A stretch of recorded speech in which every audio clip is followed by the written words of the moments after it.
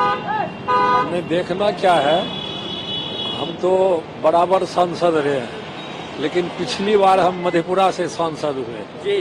और फिर इस बार मुख्यमंत्री जी ने कहा कि आपको फिर से चुनाव लड़ना है, तो चुनाव लड़ने के लिए आए हैं। और माहौल तो यदि घूमिएगा गांव-गांव तो बिल्कुल पता चल जाएगा कि क्या स्थिति है। और लगता ही नहीं है कि कोई मुकाबला है, लेकिन फिर भी चुनाव है तो हम तो लड़ते हैं, तो चुनाव को चुनाव के दृष्टि से देखते हैं और अच्छा रहेगा, उसमें हम लोग तो घबराने वाले लोग नहीं। सर, ये जो क्षेत्र है ये लालू यादव के फैमिली का क्षेत्र है। यहाँ से पप्पू यादव भी सांसद रहे हैं, शरद यादव भी सांसद रहे हैं और आप भी यहाँ से सांसद हैं। सर जी, क्षेत्र किसी का नहीं होता। यादव यहाँ से 4 बार के सांसद हैं, शरद यादव भी सांसद रहे हैं, पप्पू यादव भी सांसद रहे हैं, तमाम जो बड़े शख्सियत हैं देश के वो सांसद हैं, आप भी यहाँ से सांसद रहे हैं। आप जेडीयू से हैं, वो लोग आरजेडी और जनता दल से सांसद रहे हैं। कितनी बड़ी चुनौती होगी सर आपके लिए इस बार? नहीं, देखिए, लालू जी 4 बार सांसद नहीं रहे, बल्कि 1 बार सांसद हुए।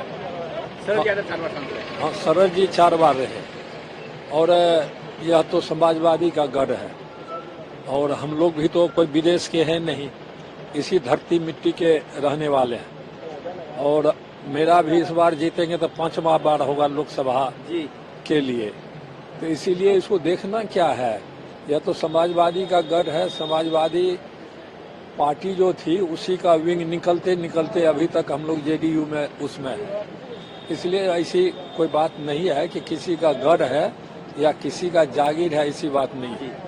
तेजस्वी यादव घूम घूम के कह रहे हैं कि हमारे सीएम साहब को हाईजैक कर लिया गया है और साथ में यह कह रहे हैं कि जब हम सरकार में थे तो 4 लाख नौकरी दिए थे, 1 लाख देने वाले थे और 3 लाख का रास्ता खुल कर आए थे, लेकिन ये लोग कुछ नहीं कर रहे हैं। देखिए, एक बात तो यह है कि इस देश में यदि बोली पर टैक्स होता है कि जो गलत बोलेगा उसको टैक्स पे करना पड़ेगा, तो लोग समर के बोलते हैं।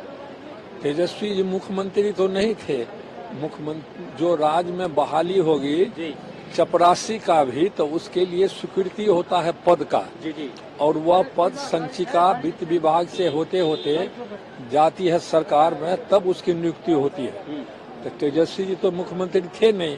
जिस पीडीआर की बात करते हैं तो उस पीडीआर में वो 5 विभाग के मंत्री थे और बड़े बड़े विभाग के, उसमें 5 भी नियुक्ति हुई क्या, यह पता लगा लिए।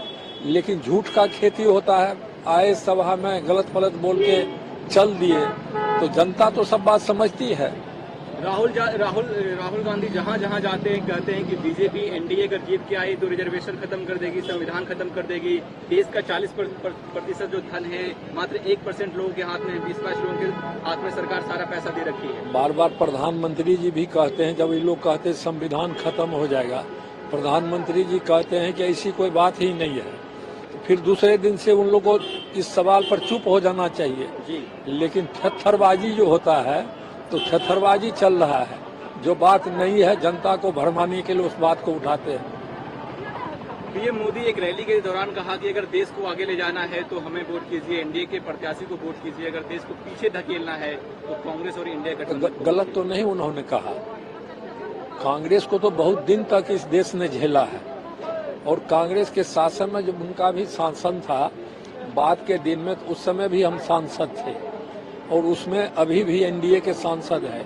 उस समय के समय में इस समय के समय में आसमान धरती का फर्क है और उस समय में विकास से कोई मतलब था ही नहीं और घोटाला कितना हुआ उस सरकार में, बहुत सारे मंत्री जेल चल गए, बहुत सारे उनके समर्थक जेल चल गए। इस सरकार में तो ऐसी कोई बात दिखी नहीं। सर, एक आखिरी प्रश्न, कल अमित शाह झंझारपुर आए थे, वहां से उन्होंने परिवारवाद पे हमला बोला कि अगर हमारी सरकार एनडीए वापस आती है तो हम परिवारवादी पार्टियों को खत्म कर देंगे जो अपने परिवार को सिर्फ बढ़ाता है। इस पे आप तेजस्वी यादव ने कहा कि पहले वो अपने परिवार को देखें कि उनका परिवार कहाँ है और उनके पार्टी में जो परिवारवादी लोग हैं उनको पहले देखें। नहीं, परिवारवाद खत्म करेगी जनता, जनता उसको नकार देगी, उसको वोट नहीं देगी तो अपने आप खत्म हो जाएगा। कई लोग तो परिवार से चुनाव लड़ा रहे हैं, तो फिर उसको देखें न कि चुनाव परिणाम उसका क्या होने वाला है। सब लोग फेल हो जाएंगे तो उनका सब चीज खत्म हो जाएगा। नीतीश कुमार जी आए हैं आपके सपोर्ट में, कितने मार्जिन से आप चुनाव जीत रहे हैं? अरे मार्जिन तो कोई गिनती है नहीं, लेकिन पिछली बार इस देश के बड़े नेता यहाँ से चुनाव लड़ रहे थे, जी जी। स्वर्गीय आदरणीय शरद यादव जी, हम लोग के भी नेता थे और उनको सपोर्ट था। वो आरजेडी के सिंबल पर लड़ रहे थे। लालू यादव भी बड़े नेता हैं जो जागीर समझते हैं मधेपुरा को, उन्हीं का सिंबल चल रहा था। तो उस बार भी लगता था कि चुनाव है, तनाव का माहौल था, किसी तरह जीतना है। लेकिन उस बार भी मधेपुरा का रिकॉर्ड ब्रेक हुआ। 6 लाख वोट मधेपुरा लोकसभा में, जितने बड़े बड़े नेता यहाँ लड़े, 6 लाख वोट किन्हीं को नहीं आया और 3 लाख से अधिक वोट से हम जीते। तो वह भी एक ब्रेक है। 3 लाख वोट भी किन्हीं को नहीं आया, इसीलिए से खुद समझ सकते हैं उसको आप। Thank you sir. हाँ।